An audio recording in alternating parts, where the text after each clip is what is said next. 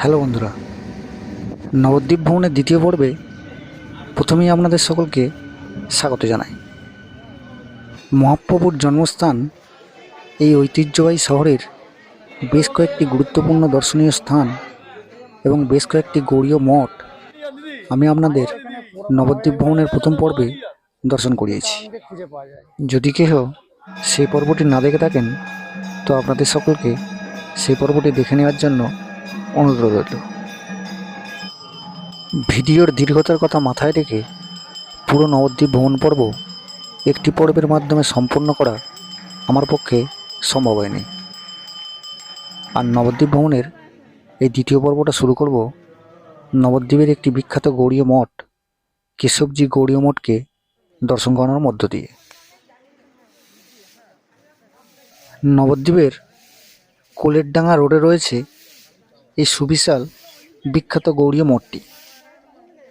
এই মঠটি প্রতিষ্ঠা করেছিলেন 108তম আচার্য বিষ্ণুপদ শ্রী শ্রী মদ্ভক্তি বেদান্ত নারায়ণ গোস্বামী মহারাজ। মূল মন্দিরের গর্ভগৃহের ভিতরে কোনো ফটো বা ভিডিও করার অনুমতি এখানে নেই, তাই গর্ভগৃহের ভিডিও আমি আপনাদের দর্শন করাতে পারলাম না। তবে 3তলা বিশিষ্ট এই মন্দির বিল্ডিংয়ের এক পাশে যেমন রয়েছে গর্ভ মন্দির, আর অপর পাশে রয়েছে এইসব বিভিন্ন মনীষীদের বিগ্রহ দ্বারা সজ্জিত একটি সুন্দর কক্ষ।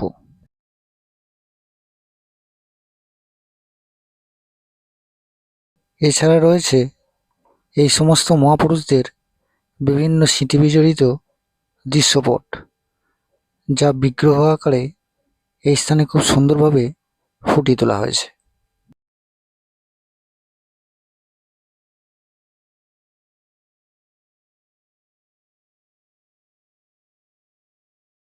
মন্দির বিল্ডিংয়ের দ্বিতলাতে রয়েছে মিউজিয়াম, খুব সুন্দর একটি মিউজিয়াম। এই অংশটা ঘুরতেই আপনাদের আধা ঘন্টা মতো সময় লেগে যাবে। তবে এই মিউজিয়ামটি ঘোরার জন্য প্রথমে আপনাদের মন্দির কর্তৃপক্ষের কাছ থেকে 10 টাকা মূল্যের একটি কুপন সংগ্রহ করে নিতে হবে। মিউজিয়ামের বেশিরভাগ অংশটায় সাজানো হয়েছে রাধাকৃষ্ণের বিভিন্ন লীলাকে কেন্দ্র করে। এছাড়া কৃষ্ণের বাল্যলীলারও কিছু দৃশ্য এ স্থানে দেখতে পাওয়া যাচ্ছে।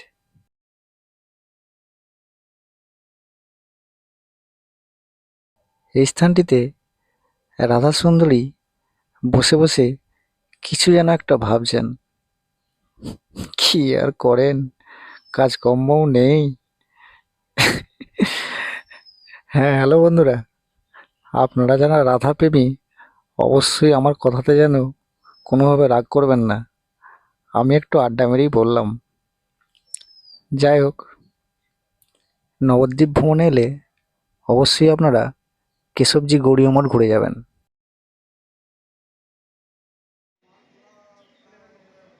নবদ্বীপের তেঘরিয়া পাড়ার নিকট মেন রোডে রয়েছে মণিপুর রাজবাড়ির অনুমহাপ্রভু মন্দির। মণিপুর রাজ ভাগ্যচন্দ্রের কন্যা বিম্বাবতী দেবীর সেবিত অনুমহাপ্রভুর বিগ্রহ এই রাজবাড়ির মন্দির গর্ভে পূজিত হয়, যা বংশ পরম্পরায় আজও একইভাবে চলে আসছে।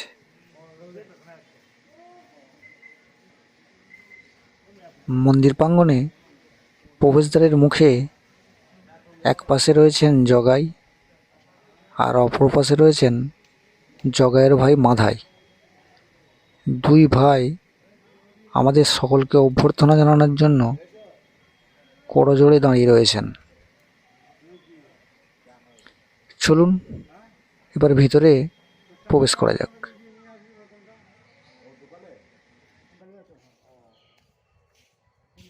সাল 1798 থেকে 1813 সালের মধ্যে মণিপুর রাজ ভাগ্যচন্দ্র এবং ওনার পুত্র চৌরজিৎ সিংয়ের যৌথ উদ্যোগে এই মন্দির চত্বরটির নির্মাণ হয়েছিল।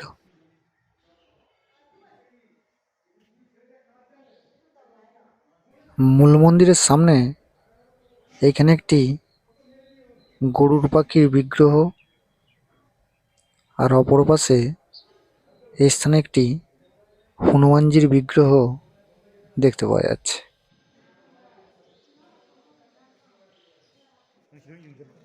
রাজপরিবারের সদস্যদের দ্বারা অনুমহাপ্রভুর পূজাবিধি প্রদান পর্বের কাজ চলছে।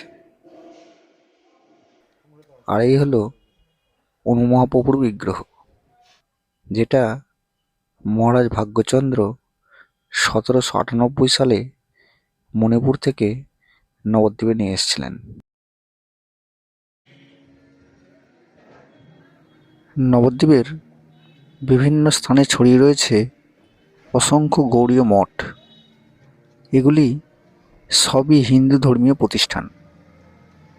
এই সকল মঠগুলির উদ্দেশ্য একটাই, গৌড়ীয় বৈষ্ণব ধর্ম এবং মহাপ্রভুর দর্শন এবং চিন্তাভাবনাকে সমাজের সকল স্তরের উদ্দেশ্যে প্রচার করা বা ছড়িয়ে দেওয়া।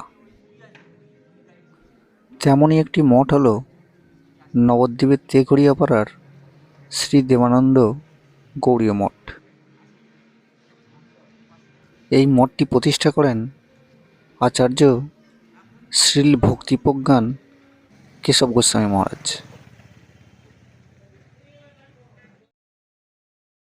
মন্দির চত্বরে প্রবেশ করে মূল মন্দিরের সামনে সুন্দর একটি নাটমণ্ডপের দর্শন পেলাম।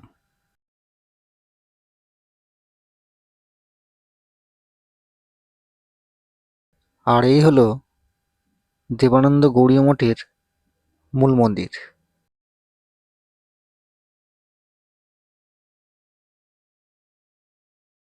মূল গর্ভ মন্দিরের এক পাশে রয়েছে এই মঠের প্রতিষ্ঠাতা আচার্য শ্রীল ভক্তিপ্রজ্ঞান কেশব গোস্বামী মহারাজের বিগ্রহ।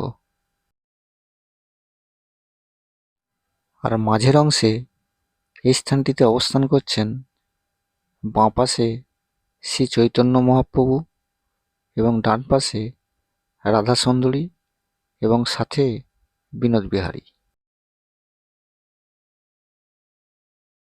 আর গর্ভমন্দিরের একবারে বাঁ পাশে রয়েছে এই স্থানের মাহাত্ম্য বজায় রেখে কোলাদেবজিউ বা বরাহদেবজিউয়ের শ্রী বিগ্রহ। মন্দির চত্বরে রয়েছে কেশব গোস্বামী মহারাজ এবং বামন গোস্বামী মহারাজের সমাধি মন্দির। তবে ওনাদের সমাধিস্থ বিগ্রহ দর্শন করার পূর্বে আসুন এখানের মহারাজের সঙ্গে একটু কথা বলে নিই। 9টা দ্বীপ নিয়ে নবদ্বীপ, এই শুধু শহরটুকু নিয়ে নবদ্বীপ না। 9টা দ্বীপের মধ্যে গঙ্গার পূর্ব পারে হচ্ছে 4টে দ্বীপ, আর গঙ্গার পশ্চিম পারে হচ্ছে 5টা দ্বীপ। এই পশ্চিম পারে এটার মধ্যে এখন বর্তমানে আপনি যেখানে দাঁড়িয়ে আছেন এটা হচ্ছে কোলর দ্বীপ, যেটাকে বলা হয় অপরাধ ভঞ্জনের পাঠ। কোল শব্দের অর্থ হচ্ছে বরাহ, বরাহ মূর্তি যে রয়েছে এখানে যে কটা যা বিগ্রহ দেখেন প্রত্যেকটারই বৈশিষ্ট্য আছে। আমাদের পরম গুরুদেব ভক্তিপ্রজ্ঞান কেশব গোস্বামী মহারাজ যেই মঠ স্থাপন করেছেন এবং তার নামকরণ করেছেন প্রত্যেকটারই বৈশিষ্ট্য আছে। আর এই মঠের যে নামকরণ করেছেন দেবানন্দ গৌড়ীয় মঠ, মহাপ্রভুর সময়তে দেবানন্দ পণ্ডিত বলে একজন, তিনি ভাগবতের আচার্য ছিলেন, মানে ছেলেদের ভাগবত পড়ানো হতো, তিনি এখানে ভাগবত পড়াতেন। তিনি একদিন পড়াচ্ছেন, এমন সময় এখানে শিবাস পণ্ডিত রাস্তা দিয়ে যাচ্ছিলেন। তা যেতে যেতে যে প্রসঙ্গ নিয়ে আলোচনা হচ্ছিল সে প্রসঙ্গটা শুনে শিবাস পণ্ডিত খুব কানাকাটি হাউতাস করেছেন। ভক্ত লোক তখন ওই শিবাস পণ্ডিতের দেবানন্দ পণ্ডিতের যে ছাত্ররা ওই শিবাস পণ্ডিতকে ওখান থেকে হ্যাকল করে নলা ধরে বার করে দিয়েছে। এটা কান্নাকাটি করার জায়গা নয়, এটা টোল। তখন ওই দেবানন্দ পণ্ডিত কোনো প্রতিবাদ করেন, তাহলে বৈষ্ণব চরণে অপরাধ হল। শিবাস পণ্ডিত একজন বৈষ্ণব, এই কথাটা মহাপ্রভুর কানে গিয়েছিল, কিন্তু তিনি কিছু বলেননি। পরবর্তী সময়ে কোনো একদিন যখন উনি স্বয়ং চৈতন্য মহাপ্রভু এই রাস্তা দিয়ে যাচ্ছেন, আর শিবাস পণ্ডিত এই যে দেবানন্দ পণ্ডিত এখানে একটু ছাত্রদের পড়াচ্ছেন, তিনি এসে ওই দেবানন্দ পণ্ডিতের হাত থেকে ভাগবত কেড়ে নিয়েছিলেন, যে তোমার ভাগবত পড়ার অধিকার নেই, কারণ তোমার ভক্তি নেই, ভক্তিবিহীন কেড়ে নিয়েছিলেন এবং ছেড়ে দিয়েছিলেন। দেখবেন আমাদের ওই গেটেতে দুদিকে দুটো মূর্তি আছে, একটা বাসুদেব বিপ্র আর একদিকে আছে দেবানন্দ পণ্ডিত। এই দেবানন্দ পণ্ডিত এরকম করে ভাগবতটা নিয়ে দাঁড়িয়ে আছে, দেখবেন পাতাটা ওপরটা ছেঁড়া, মূর্তিটা রয়েছে।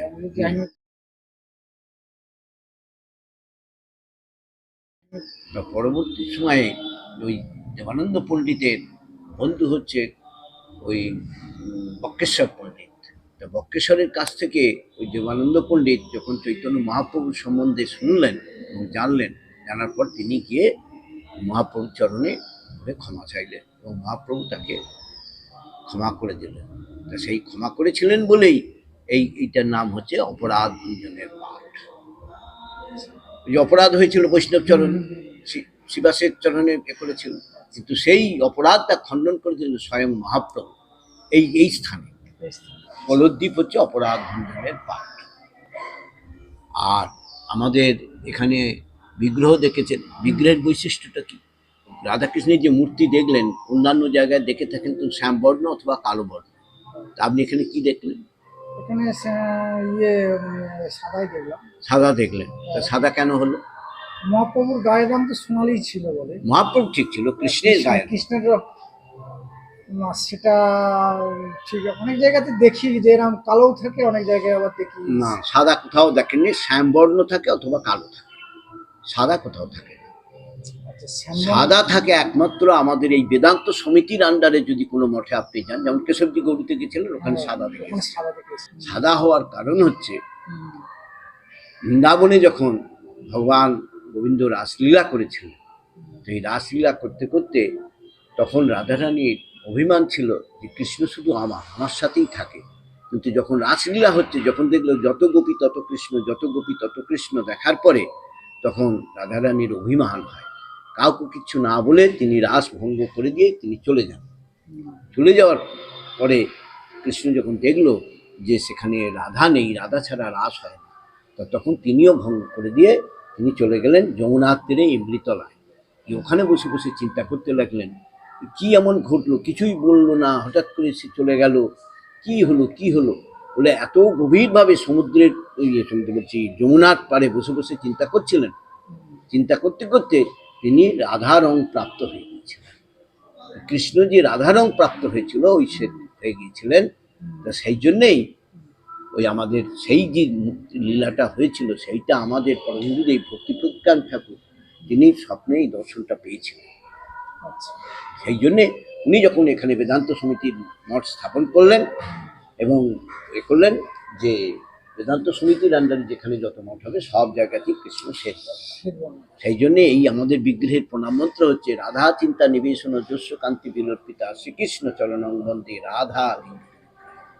আর এপাশে যে দেখছেন বরাহ হচ্ছে যে সত্যযুগে বাসুদেব বিপ্র নামে এক বিষ্ণু ভক্ত, তিনি ভগবান বিষ্ণুর আরাধনা করেছিলেন। সেই আরাধনাতে সন্তুষ্ট হয়ে ভগবান বিষ্ণু তাকে এই কোলদ্বীপে ওই বরাহ মূর্তিতে, শ্বেত বরাহ মূর্তিতে রূপে তিনি তাকে দর্শন দিয়েছিলেন। তো সেই জন্যই আমাদের পরমগুরুদেব মন্দিরেতে বরাহ মূর্তি রেখেছেন। বরাহ মূর্তি অন্য কোথাও দেখতে পাবেন না, এখানে বরাহ মূর্তি রাখার কারণ হচ্ছে এইটা। আর নামকরণ হচ্ছে দেবানন্দ পণ্ডিতের নাম অনুসারে নামকরণ। বিগ্রহের বৈশিষ্ট্য হচ্ছে রাসলীলার ঘটনা। এই নিয়ে হচ্ছে আমাদের দেবানন্দ গৌড়ীয় মঠ।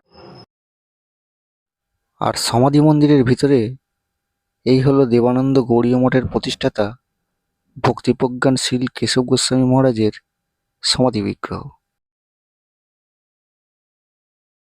আর কেশব গোস্বামী মহারাজের সমাধি মন্দিরের ঠিক পাশের গর্ভগৃহে রয়েছে ওনার প্রিয়তম শিষ্য বামন গোস্বামী মহারাজের সমাধি বিগ্রহ।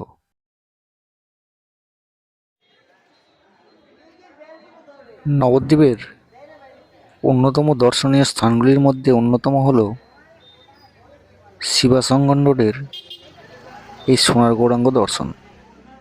প্রায় প্রতিদিন অসংখ্য ভক্ত এসে থাকেন এই 350 বছরের পুরাতন এই সোনার গৌরাঙ্গটিকে দর্শন করার জন্যে। আসুন আমিও আপনাদের নবদ্বীপ ভ্রমণের এই দ্বিতীয় পর্বে সোনার গৌরাঙ্গকে দর্শন করে নিয়ে আসি।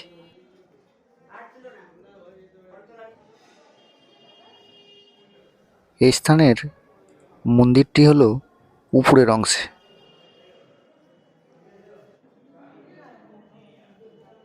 সোনার গৌরাঙ্গকে দর্শন করার আগে মন্দিরের চারপাশের পরিবেশটা আমি আপনাদের একটু দর্শন করিয়ে দিলাম।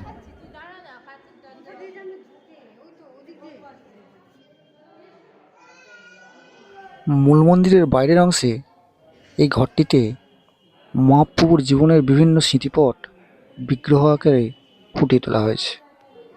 এই অংশে কোথাও দেখা যাচ্ছে লক্ষ্মীপ্রিয়া বিষ্ণুপ্রিয়ার সাথে উনি দাঁড়িয়ে আছেন, কোথাও গৌরনিতায়ের বিগ্রহ রয়েছে। সব অংশটা জানলার এক পাশ দিয়ে দেখা যাচ্ছিল না। এই জানলাটা দিয়ে দেখতে পাওয়া যাচ্ছে মহাপ্রভু শ্রীধর পণ্ডিতের নিকট হইতে থোড় এবং মোচা গ্রহণ করছেন।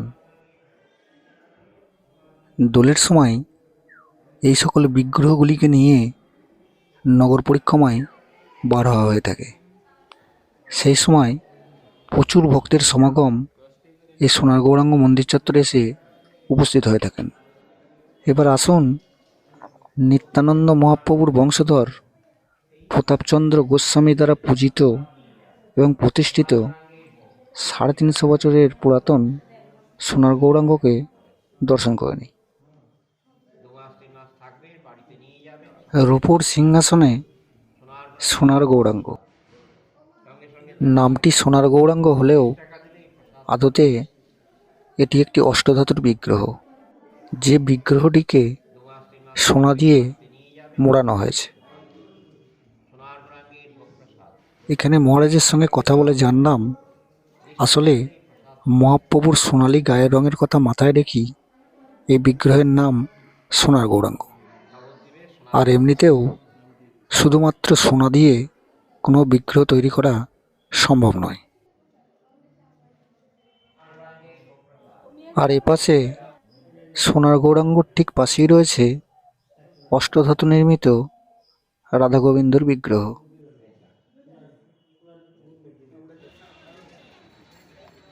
নবদ্বীপের শিবাসঙ্গন রোডে সোনার গৌরাঙ্গ মন্দিরের ঠিক পাশেই রয়েছে জগাইমাধাই উদ্ধার মন্দির।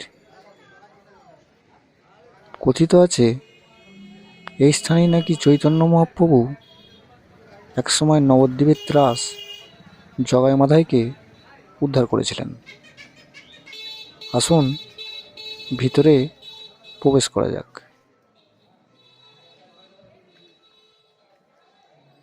এই স্থানটি ঘুরতে হলে আপনাকে 10 টাকা দিয়ে প্রথমে একটি কুপন সংগ্রহ করতে হবে।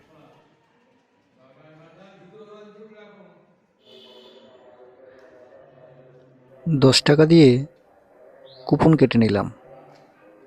এবার চলুন ভিতরে প্রবেশ করা যাক। জগাইমাধাই উদ্ধার মন্দিরের এই স্থানে একটি ঘরের মধ্যে মহাপ্রভু এবং জগাইমাধাইকে কেন্দ্র করে বিভিন্ন ঘটনাবলী বিগ্রহের আকারে সাজিয়ে রাখা হয়েছে। এইখানটাতে যেমন মহাপ্রভু তার ভক্তবৃন্দের সহিত বিরাজ করছেন,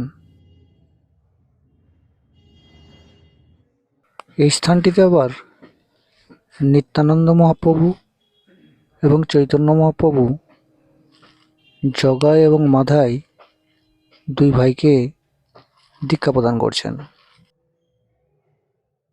মহাপ্রভুর পায়ের নিচে রাধাকৃষ্ণের একটি বিগ্রহ দেখতে পাওয়া যাচ্ছে।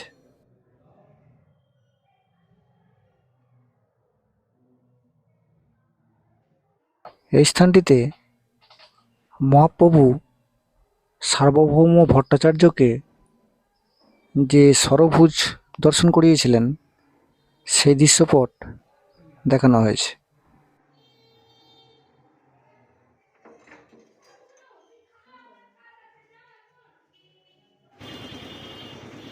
শ্রীবাস অঙ্গন কথাটা শুনতে হয়তো লাগছে শ্রীবাসের বাড়ি। না বন্ধুরা, এটা শুধু শ্রীবাস পণ্ডিতের বাড়িই ছিল না, মহাপ্রভুর সন্ন্যাসপূর্বক হরিনাম সংকীর্তনের পবিত্র লীলাভূমি হলো এই শ্রীবাস অঙ্গন। নবদ্বীপের শ্রীবাস অঙ্গন রোডেই রয়েছে মহাপ্রভুর স্মৃতি বিজড়িত এই সুবিশাল বাড়িটি। বাড়ির ভেতর ঢুকতেই বাঁ পাশে মহাপ্রভুর নিজে হাতে লাগানো একটি কুল গাছকে দেখতে পাবেন। তবে এতদিন আগেকার একটি কুল গাছ কীভাবে জীবিত থাকে, এই প্রশ্নটা করতেই বর্তমান বাড়ির কেয়ারটেকার আমাকে বললেন সেই পুরনো গাছের শেয়ার থেকেই এই গাছটির জন্ম হয়েছে।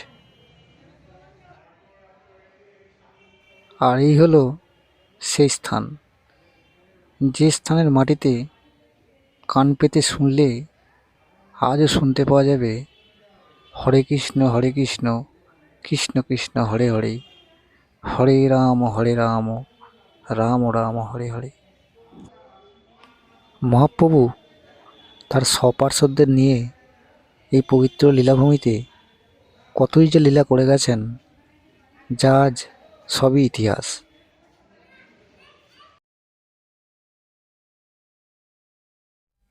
আজ মহাপ্রভুও নেই আর তার সপার্ষদরাও নেই, কিন্তু তাঁদের লীলাভূমি এই স্মৃতিবিজড়িত শ্রীবাস অঙ্গন আজও একই জায়গায় দাঁড়িয়ে রয়েছে।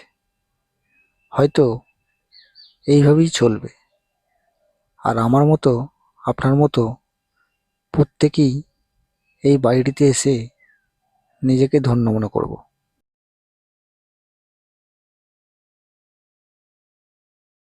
আসুন এবার শ্রীবাস অঙ্গনে বাড়ির অন্দরমহলে প্রবেশ করা যাক। এই স্থানটিতে বেশ কিছু দৃশ্যপট দেখতে পাওয়া যাচ্ছে। এইখানে যেমন নিত্যানন্দ মহাপ্রভুর বংশধর প্রতাপচন্দ্র গোস্বামী সমাহিত হয়ে রয়েছেন। কোনো এক সময় এই স্থানেই মহাপ্রভু না জানি কত বিচরণ করেছেন, আর আজ আমরা বিচরণ করছি।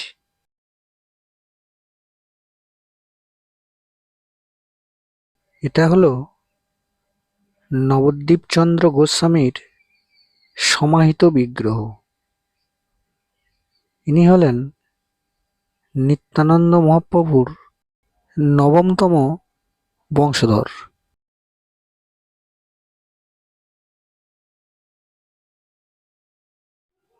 এছাড়া আরও যে সকল দৃশ্যপটগুলি আপনারা এই স্থানে এলে দেখতে পাবেন, সেগুলি আমি পরপর আপনাদের সামনে তুলে ধরলাম। দৃশ্যগুলোকে দেখুন আর মুখে বলুন হরে কৃষ্ণ কৃষ্ণ কৃষ্ণ হরে হরে, হরে রাম রাম রাম হরে হরে। জয় মহাপ্রভু, জয় নবদ্বীপ ধাম, জয় শ্রীবাস অঙ্গন। নবদ্বীপের শ্রীবাস অঙ্গন রোডে বেশ কয়েকটি দর্শনীয় স্থানের মধ্যে সমাজবাড়ি আশ্রম হলো দর্শনীয় স্থানগুলির মধ্যে অন্যতম একটি। প্রায় প্রতিদিন এই সমাজবাড়ি আশ্রম চত্বরে বহু মানুষের সমাগম হয়ে থাকে। আসুন ভিতরে প্রবেশ করা যাক।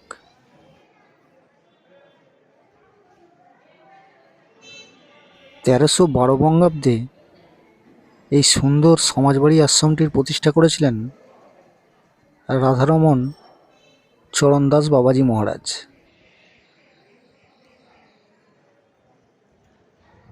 আর এই হলো সমাজবাড়ি আশ্রমের মূল মন্দির।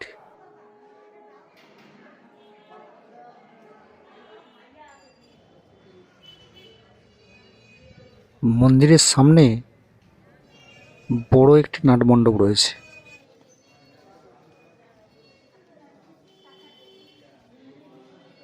নাটমণ্ডপটা সত্যিই খুবই সুন্দর। আর নাটমণ্ডপের উপরের এই অংশটা সত্যিই দেখার মতো। আর মূল গর্ভমন্দিরের এক পাশে রয়েছে গৌর-নিতাইয়ের বিগ্রহ, আর অপর পাশে গর্ভমন্দিরের মূল অংশে এই স্থানটিতে রয়েছে রাধাকৃষ্ণের বিগ্রহ।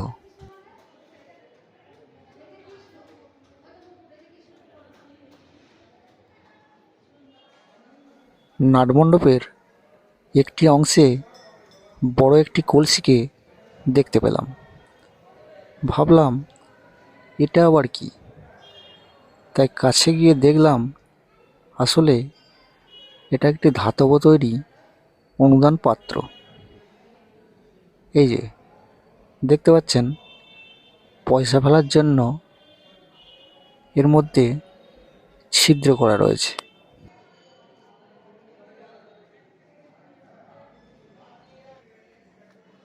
গর্ভমন্দিরের পাশেই রয়েছে রাধারমণ চরণদাস বাবাজি মহারাজের পূর্ণ সমাধি মন্দির, যিনি এই সমাজবাড়ি আশ্রম প্রতিষ্ঠা করেছিলেন। আর এই হলো রাধারমণ চরণদাস বাবাজি মহারাজের সমাধিস্থ বিগ্রহ।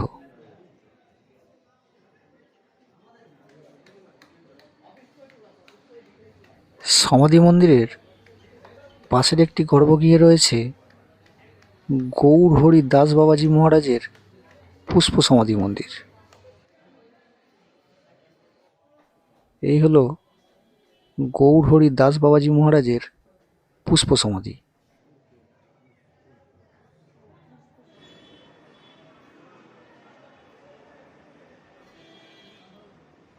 মন্দির চত্বরেই রয়েছে সমাজবাড়ি আশ্রমের অফিস বা কার্যালয়। এছাড়া রয়েছে গ্রন্থ বিভাগ।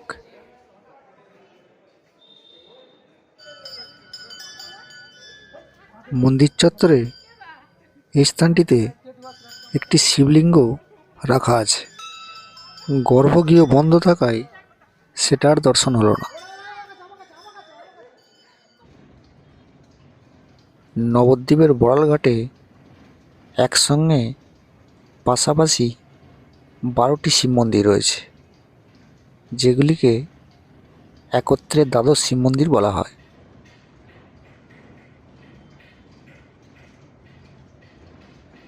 পঁচিশ ফুট উচ্চতা বিশিষ্ট সমপর্যায়ের 12টি আটচালা বিশিষ্ট এই শিব মন্দিরগুলো প্রতিষ্ঠা করেছিলেন 1835 সালে নবদ্বীপের কাংস ব্যবসায়ী গুরুদাস দাস বাবাজি।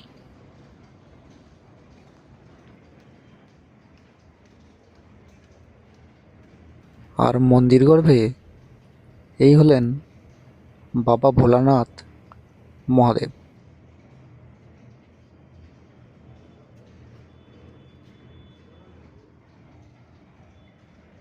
প্রতিটি শিব মন্দিরই যেখানে একই পর্যায়ের, সুতরাং আশা করা যায় পাশের শিব মন্দিরের গর্ভগৃহেও একই প্রকৃতির শিবলিঙ্গ দর্শন করতে পাবো।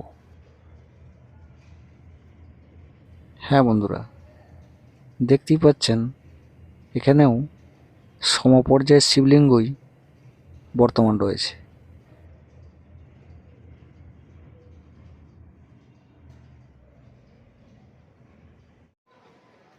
নবদ্বীপের উডবান রোডে রয়েছে রাধা শ্যামসুন্দর জিউর এই সুন্দর মন্দিরটি।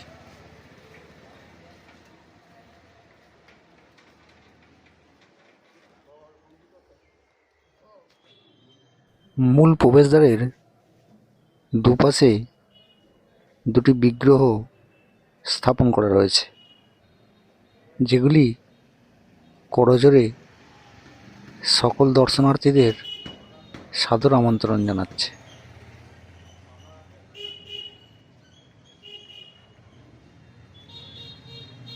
চলুন এবার ভিতরে প্রবেশ করা যাক।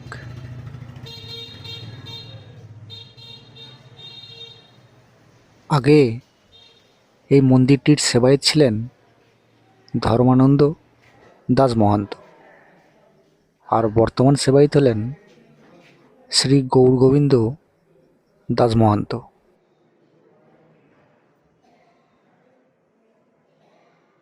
মূল মন্দিরটি এখানে দোতলার উপর অবস্থিত, আর মন্দিরের নাটমণ্ডপটা সত্যিই খুবই সুন্দর। নানা রকমের কারুকার্য খচিত এই নাটমণ্ডপটি চোখে পড়ার মতো।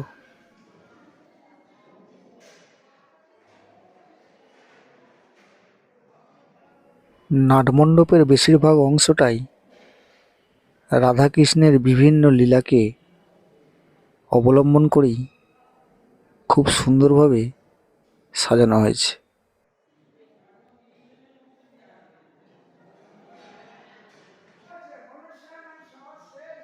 আর গর্ভগৃহে এই হলো রাধা এবং শ্যামসুন্দরজিউর অপূর্ব সুন্দর বিগ্রহ।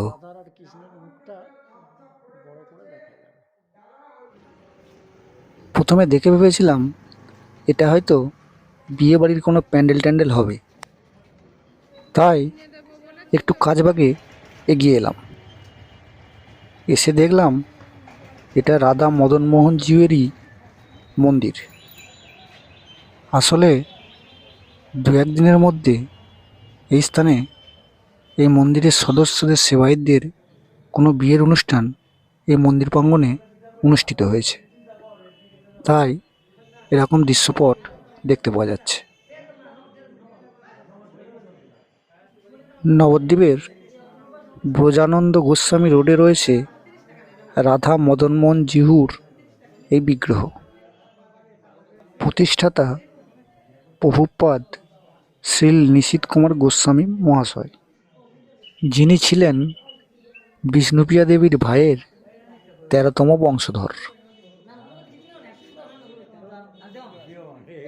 আসুন এবার রাধা মদনমোহনকে দর্শন করে নিই। এই হলো রাধা মদনমোহন জিউয়ের বিগ্রহ, যে মূর্তিযুগলকে বিষ্ণুপ্রিয়া দেবীর পিতা সনাতন মিশ্র বাংলাদেশের সিহট্ট থেকে নবদ্বীপে নিয়ে এসেছিলেন। সেই হিসাবে এই মূর্তিযুগল সনাতন মিশ্রের কোনো পূর্বপুরুষ দ্বারাও পূজিত হয়েছিল, আর এই বিগ্রহ যুগলকে চৈতন্যদেব এবং বিষ্ণুপ্রিয়া দেবীও পূজা করেছিলেন। বাইরে দেওয়ালেতে বেশ কিছু বিগ্রহের ছবি খুব সুন্দরভাবে প্রস্ফুটিত করা রয়েছে।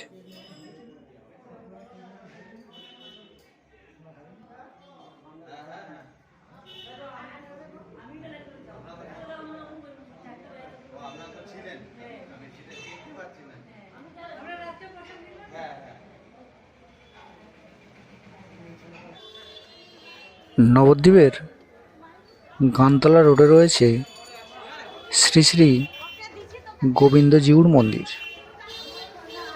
যে মন্দিরটি বেশিরভাগ নবদ্বীপবাসীর কাছে গোবিন্দবাড়ি বলেই পরিচিত। এই গোবিন্দবাড়িটির প্রতিষ্ঠা করেছিলেন শ্রী ভুবনেশ্বর সাধু ঠাকুর।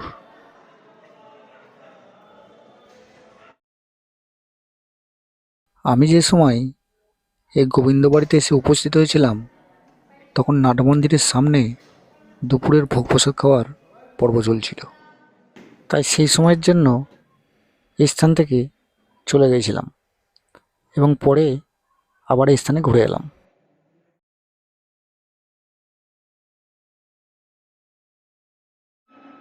নাটমণ্ডপের একটি অংশে এই গোবিন্দবাড়ির প্রতিষ্ঠাতা শ্রীল ভুবনেশ্বর সাধু ঠাকুর মহারাজের একটি বিগ্রহ দেখতে পেলাম।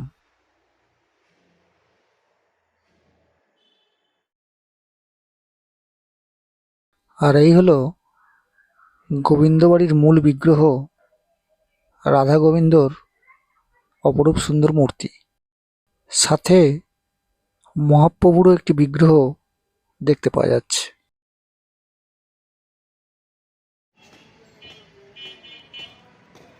নবদ্বীপের গানতলা রোডে গোবিন্দবাড়ির ঠিক পাশেই রয়েছে বলদেবজিউর মন্দির।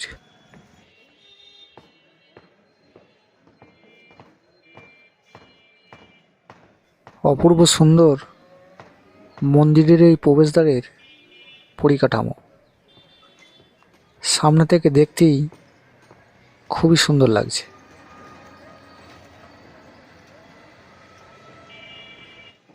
আসুন এবার ভিতরে প্রবেশ করা যাক।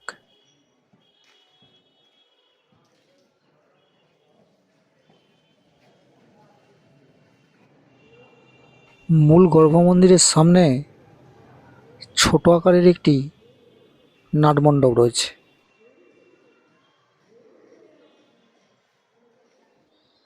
আর গর্ভমন্দিরে এই হলো বলদেবজিউর বিগ্রহ। ওম শ্রী বলদেব চন্দ্রায় নমঃ। গর্ভগৃহের বাইরে এই স্থানটিতে নিত্যানন্দ মহাপ্রভুর দ্বাদশ বংশধর প্রভুপাদ শ্রীল জীবনকৃষ্ণ চরণ মহারাজের বিগ্রহ দেখতে পাওয়া যাচ্ছে। ইনি হলেন এই বলদেবজিউ মন্দিরের প্রতিষ্ঠাতা।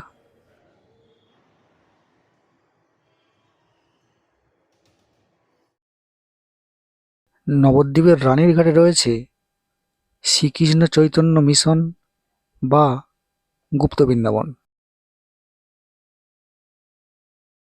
এই মিশন মন্দিরটি প্রতিষ্ঠা করেছিলেন শ্রীমৎ অটল বিহারী দাস বাবাজি মহারাজ এবং তৎশিষ্যা রাধারানী গোস্বামী। তাই অনেক এটিকে রাধারানীর মন্দির বলেও ডেকে থাকেন।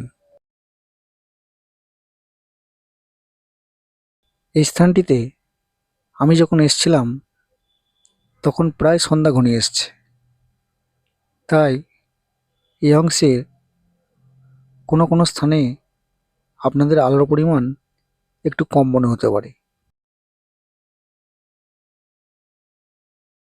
এইটা হলো শ্রীকৃষ্ণ চৈতন্য মিশনের মূল মন্দির।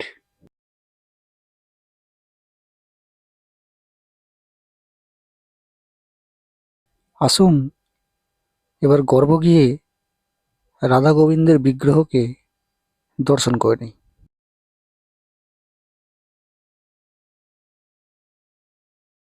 সিংহাসনের মূল অংশে রয়েছে রাধা গোবিন্দর বিগ্রহটি।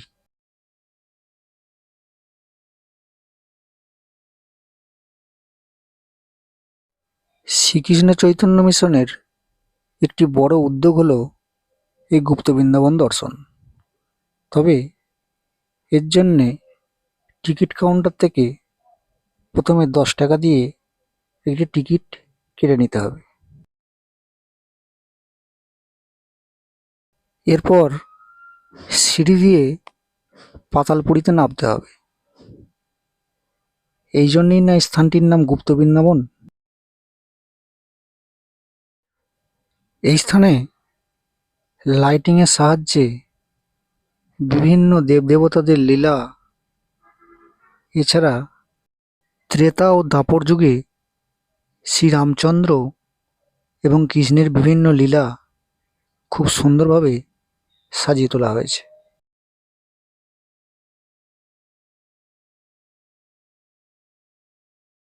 এই স্থানটি ঘুরতে হাতে অন্তত 1 ঘন্টা সময় আপনাদের নিয়ে আসতে হবে, তবেই আপনারা এই স্থানটি ভালোভাবে ঘুরতে পারবেন।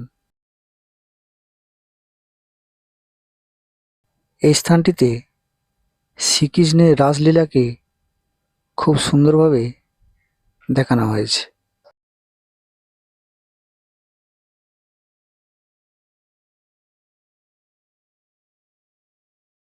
এছাড়া মহাপ্রভুকে কেন্দ্র করেও বিভিন্ন দৃশ্যপট এই স্থানে দেখতে পাওয়া যাচ্ছে।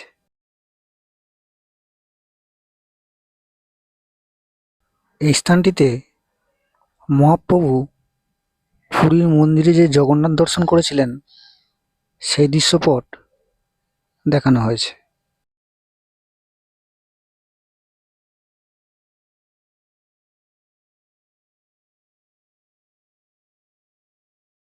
এই স্থানটিতে মহাপ্রভু জগন্নাথ ক্ষেত্রে হরিনাম সংকীর্তন করছেন সেই দৃশ্যপট সাজিয়ে তোলা হয়েছে। আর হ্যাঁ বন্ধুরা, নবদ্বীপ ভ্রমণের দ্বিতীয় পর্বও আজ এই পর্যন্তই। ভিডিওটা ভালো লাগলে লাইক, কমেন্ট, শেয়ার করবেন। আর যারা চ্যানেলে নতুন অবশ্যই চ্যানেলটিকে সাবস্ক্রাইব করে দিয়ে পাশে থাকবেন। দেখা হচ্ছে আবার আপনাদের সাথে নতুন কোনো ভিডিও নিয়ে, নতুন কোনো স্থানে। সকলে খুব ভালো থাকুন আর অবশ্যই সুস্থ থাকুন।